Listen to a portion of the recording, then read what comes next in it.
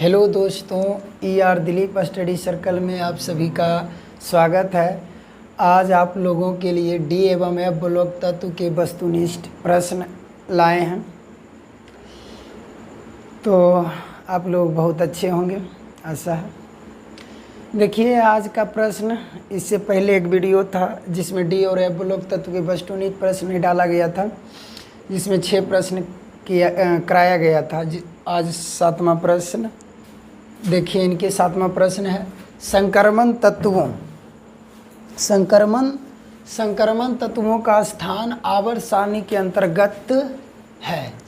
तो यहाँ पर संक्रमण तत्वों का स्थान आवर्त सारणी के अंतर्गत है। ऑप्शन ए, एस ब्लॉक में, पी ब्लॉक में, डी ब्लॉक में, इनमें से कोई नहीं। तो आपका सही जवाब होगा डी ब्लॉक तत्व में पाया जाता है संक्रमण तत्व। सभी जानते हैं कि डी ब्लॉक संक्रमण तत्व कहलाता है। एक और सही ये फैक्ट है, इनमें कुछ आपको बनाने की जरूरत नहीं। प्रश्न संख्या 8, निम्नलिखित युग्मों में संक्रमण तत्व है। तो आप संक्रमण तत्व मतलब डी ब्लॉक तत्व पहचानिए कौन सा है। तो यहाँ पर है सोडियम, कैल्शियम, मैग्नीशियम, एल्युमिनियम। तो सोडियम, कैल्शियम देखिए वर्ग 1 का है, वर्ग 2 का है, वर्ग 2 का, वर्ग 13 का, फास्फोरस, सल्फर।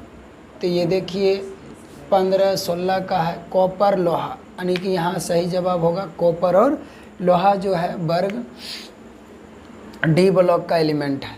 संक्रमण तत्व का युग्म कहलाएगा। जो डी ब्लॉक का तत्व होगा वही संक्रमण तत्व होगा। करा क्रोमियम के लवण रंगीन होते हैं क्योंकि यह एक समान तत्व है, प्रारूपिक तत्व है, संक्रमण तत्व है, लेथेनाइट तत्व है। आप सभी जानते हैं क्रोमियम डी ब्लॉक के तत्व है, उनमें प्रथम श्रेणी के तत्व हैं और ये संक्रमण तत्व के वजह से इनके लवण रंगीन होते हैं। प्रश्न संख्या 10, निम्नलिखित में कौन सभी संक्रमण तत्व के सर्वमान्य गुण हैं। तो आप इसमें देखिए, यहाँ पर दे रहा है ये धातु होते हैं। देखिए यहाँ पर लगभग सभी गुण सही है, ये डी ब्लॉक तत्व के ही गुण हैं, लेकिन आपको वो बताना है जो सर्वमान्य है, सबके लिए लागू है। जैसे ये धातु होते हैं, ये सभी विभिन्न ऑक्सीकरण अवस्था प्रदर्शित करती है। तो ये सही बात है, ये सभी विभिन्न ऑक्सीकरण अवस्था प्रदर्शित करते हैं। ये सभी अनुचुंबकीय होते हैं, ये भी सही है कि सभी अनुचुंबकीय होते हैं। ये सभी जटिल यौगिक बनाते, सब के सब बात सही है यहाँ पे। तो वो कौन सी बात है सबके लिए सही मान्य है? तो ये है कि ये सभी के सभी क्या हैं, धातु हैं। ज़्यादा सुटेबल ये लगते हैं, ये सभी डी ब्लॉक के तत्व धातु होते हैं, इसलिए ए नंबर मारिएगा। अब है प्रश्न नंबर 11, निम्नलिखित में किस संक्रमण तत्व की परमाणु त्रिज्या सबसे कम है। तो यहाँ पर देखिए कह रहा है कि निम्नलिखित में किस तत्व की परमाणु त्रिज्या सबसे कम है। तो आपको यहाँ पर सबसे कम किनकी परमाणु त्रिज्या नज़र आ रहा है। तो देखिए सबसे ज़्यादा होता है जिंक, जिंक के बाद होता है सबसे ज़्यादा स्केडियम, फिर जिंक, फिर होता है आपका निकेल, और यहाँ पे सबसे कम कॉपर का होंगे। तो इनका सही जवाब कॉपर होंगे। तो देखिए आपका अगला प्रश्न है 12वां, एक संक्रमण धातु का चुंबकीय घूर्ण 2.83 bm है, इसके आयन में युग्मित इलेक्ट्रॉनों की संख्या होगी। तो यहाँ ऑप्शन में है 1, 2, 3, 4। तो देखिए आप ऐसा कर लीजिए, एक फार्मूला पढ़े होंगे, चुंबकीय आघूर्ण बराबर होता है, मैं यहाँ पे बता दे रहा हूँ। जैसे ये 2.83 है, फार्मूला होता है n × n+2।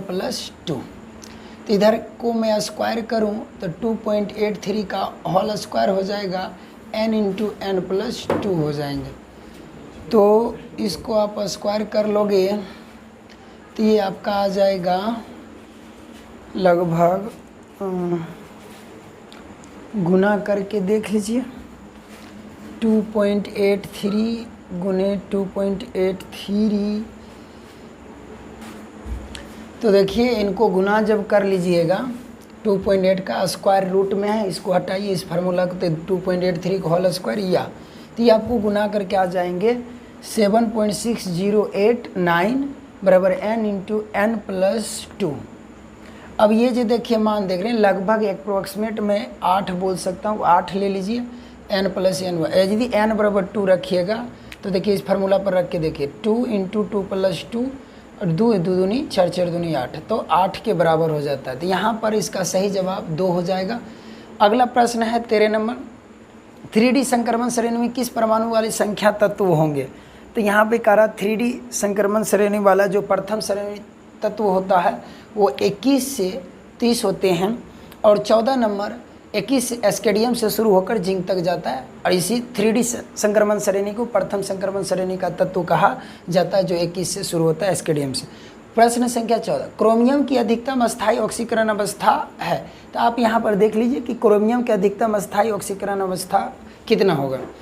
तो यहाँ पर क्रोमियम की अधिकतम अस्थायी ऑक्सीकरण अवस्था आपसे पूछा जा रहा है। तो +5 है, +3 है, +2 है, +4 है। तो आपका क्रोमियम का इलेक्ट्रॉनिक विन्यास निकालोगे ना तो 4s1 3d5 होता है।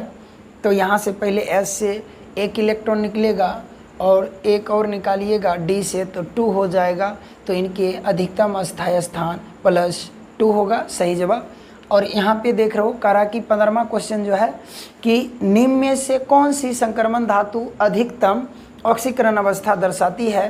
तो निम्न में से कौन सी संक्रमण धातु अधिकतम ऑक्सीकरण अवस्था दर्शाती है, मतलब सबसे ज़्यादा।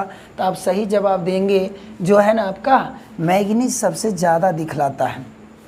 अब यहाँ पर है 16 नंबर क्वेश्चन कि संक्रमण तत्वों के समान इलेक्ट्रॉनिक विन्यास होंगे।